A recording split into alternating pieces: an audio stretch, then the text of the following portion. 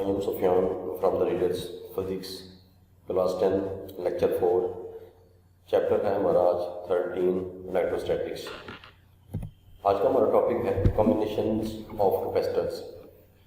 Capacitors are manufactured with different standards capacitance, मतलब जो capacitor बनाए जाते हैं वो उनकी जो कैपेसिटेंस है वो सबकी डिफरेंट होती है, वो जिसमें यूज़ करना हो उसके हिसाब से होती है, जिस मशीन में यूज़ करना है। And by combining them in series और इन पैरेलल, तो कैपेसिटर की कम्बिनेशन दो तरह की है, एक सीरीज वाइज है, दूसरी parallel wise. We can get any desired value of the capacitance, मतलब हमें जो वैल्यू चाहिए होती है उस हिसाब से हम सीरीज या पैरेलल वाइज इनको कंबाइन करके हम वो वैल्यू कैपेसिटेंस की ले सकते हैं। इनकी डिफरेंट जो है वो तरह की डायग्राम बनती हैं, डिफरेंट तरह की शक्लें इनकी होती हैं। तो फैन के अंदर एसी वगैरह दूसरी मशीनों वगैरह में भी ये इस्तेमाल होते हैं। तो आज हम इसकी पहली काइंड पढ़ते हैं, कैपेसिटर्स इन पैरेलल। इस पैरेलल टाइप कैपेसिटर को पढ़ने के लिए हम इस डायग्राम पे पहले गौर करते हैं। इस डायग्राम में आपको ये तीन कैपेसिटर नज़र आ रहे हैं। जैसे ये पहला कैपेसिटर है, ये पैरेलल वाइज है, ये दूसरा कैपेसिटर है, ये भी पैरेलल वाइज है, ये तीसरा कैपेसिटर है, ये तीनों आपस में क्या हैं, पैरेलल वाइज लगे हुए हैं। तो इसके अंदर आप देखिएगा कि ये जो इसकी लेफ्ट वाली प्लेट है, हमने इसको कनेक्ट किया हुआ है, इन तीनों प्लेट्स को पॉजिटिव टर्मिनल, बैटरी का जो पॉजिटिव टर्मिनल है उसके साथ अटैच किया हुआ है। जब इसकी जो राइट प्लेट्स हैं तो हमने इसको कनेक्ट किया हुआ है जो बैटरी है उसके नेगेटिव टर्मिनल के साथ। अब ये की है, यहाँ से बैटरी को भी ऑन ऑफ किया जा सकता है।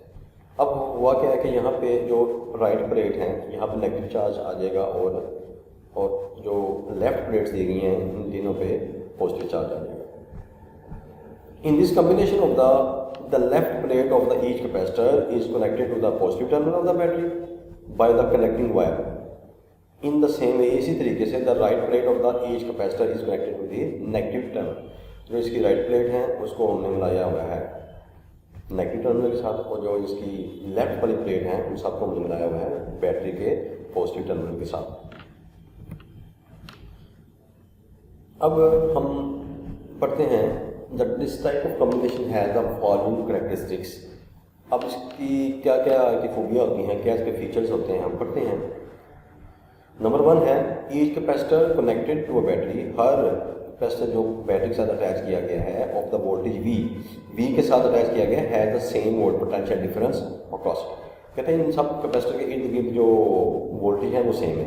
इसका मतलब ये होगा कि जो हमारा इस डायग्राम के अंदर जो हमारा ये आपको नज़र आ रहा है, पहला कैपेसिटर नज़र आ रहा है पैरेलल, इसके अंदर जो वोल्टेज है वो V1 होंगे। इस तरह ये दूसरा जो है इसमें V2 होंगे, और ये जो तीसरा है ये V3 है। तो कहने का मतलब ये है कि V1, V2 और V3 ये तीनों आपस में बराबर होंगे। और किसके बराबर होंगे? V के बराबर। V क्या है यहाँ पे? V का मतलब है voltage given by the battery. इसका मतलब ये बनता है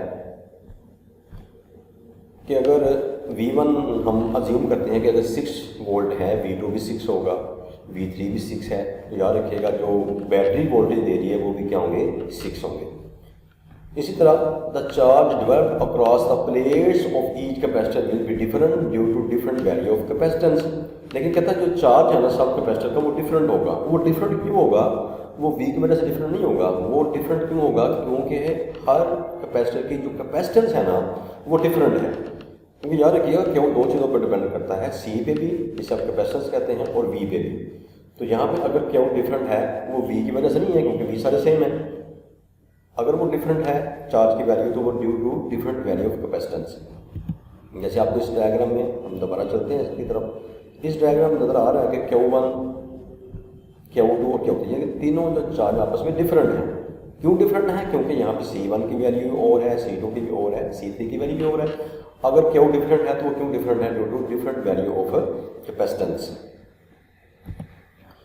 इस हिसाब से फिर अगर हम इन तीनों को ऐड करें, Q1 plus Q2 plus Q3, अगर तीनों को ऐड करें ना तो किसके बराबर आएगा? Q यहाँ पे क्या है? Charge given by the battery. For example अगर Q1 के ऊपर हम अज्यूम करते हैं कि 3 कॉलम चार्ज है, Q के ऊपर 2 है और Q3 के ऊपर जो है वो 1 है, तो इन तीनों को अगर ऐड करें तो ये 6 कॉलम टोटल बनता है। इसका मतलब हुआ जो बैटरी है हमें वो भी 6 कॉलम चार्ज दे रही है। अब Q1 का जो फार्मूला हमने पढ़ा था, Q का फार्मूला हम पढ़ चुके हैं ऑलरेडी कैपेसिटर एंड कैपेसिटेंस के अंदर। तो Q जो है वो बराबर होता है CV के, लेकिन यहाँ Q1 किसके बराबर होगा, C1 और V। तो यहाँ ये क्वेश्चन पैदा होता है कि यहाँ V1 क्यों नहीं आया, क्योंकि V1 हो या V2 हो या V3 हो, ये तीनों बराबर किसके हैं, V के। लिहाजा आप V1 की जगह V भी लिख सकते हैं। तो Q1 बराबर किसके आएगा जी, C1 V के। इस हिसाब से Q2 बराबर होगा C2 V के और प्लस Q3, यानी Q3 बराबर है C3 और V के। इन तीनों में जो कॉमन है तीनों में वो बनता है V। V इसमें कॉमन निकल आएगा, अंदर क्या बचेगा, C1 plus C2 plus C3। तो यहाँ पे जो V कॉमन निकल गया वो किधर चला गया, वो दूसरी तरफ जाके, क्योंकि इधर इस तरफ ये मल्टीप्लाई हो रहा था V जो हमने कॉमन निकाला है, उधर जाके ये क्या हो जाएगा, डिवाइड हो गया। तो इक्वेशन क्या बनी फिर, Q over V is equal to C1 plus C2 plus C3, या आप इसको ऐसे भी लिख सकते हैं। Thus we can replace the parallel combination of capacitors with one equivalent capacitor having capacitance C such that, मतलब अगर आप तीनों को अगर ऐड करें ना, आप C1 plus C2 plus C3, अगर तीनों कैपेसिटर के जो कैपेसिटेंस है अगर उनको ऐड किया जाए ना, वो किसके बराबर आएगा, इक्विवेलेंट कैपेसिटेंस। इसका मतलब ये स्टूडेंट्स निकलता है कि अगर फर्ज करें C1 जो है वो अगर फर्स्ट का अज्यूम कर रहे हैं 3 है, और C2 यहाँ 2 है और C3 जो है वो 1 है, तो तीनों को ऐड करने से इन कैपेसिटेंस को आंसर 6 निकलता है। तो इस हिसाब से जो इक्विवेलेंट कैपेसिटेंस वो भी क्या होगी, 6 होगी। In case of n capacitor, अगर आपके पास 3 से ज़्यादा कैपेसिटर हैं कनेक्टेड इन पैरेलल, जो पैरेलल लगाए गए हैं, the equivalent capacitance is given. Equivalent capacitance क्या बनेगी फिर, C1 plus C2 plus C3। अब क्योंकि कैपेसिटर जो यहाँ पे दिए गए हैं वो 3 से ज़्यादा हैं, लिहाजा कैपेसिटेंस जो है वो भी 3 से ज़्यादा होगी, प्लस कैरियर कहाँ तक चलेगा, CN, मतलब 3 से ज़्यादा कैपेसिटेंस है। इन सबको अगर ऐड किया जाएगा आंसर वो भी किसके बराबर आएगा, इक्विवेलेंट कैपेसिटेंस।